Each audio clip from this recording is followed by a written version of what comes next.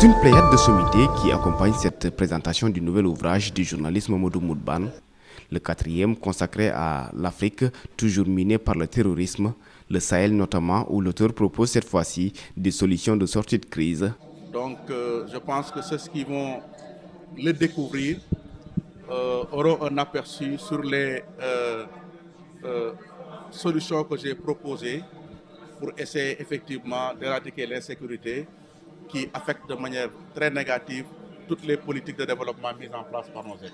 Parmi ces solutions, l'auteur théorise une coopération renforcée entre les États africains avec un accent particulier sur le renforcement de l'organisation communautaire.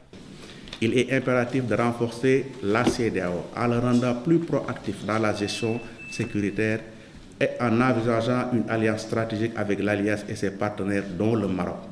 Le Maroc, justement, représente aux yeux de l'auteur comme une référence dans sa stratégie de lutte contre l'insécurité. Oui, Rabat joue un rôle stabilisateur dans la région. Le Maroc a compris que seule une approche économique peut véritablement réduire l'insécurité. Le tout militaire ne saurait être la solution face au terrorisme.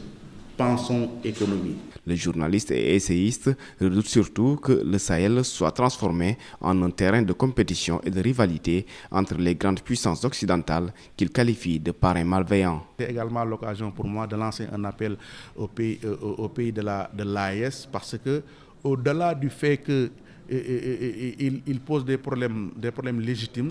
Je pense qu'il y a des puissances étrangères qui sont derrière ces États-là et qui les poussent à prendre leur distance par rapport à la CEDEAO. C'est ce que j'ai appelé les parrains malveillants qui actuellement tirent les ficelles pour casser la dynamique unitaire dans la région. L'insécurité au Sahel, sortie de la crise, a été préfacée par le professeur Ismaël Madior Fall.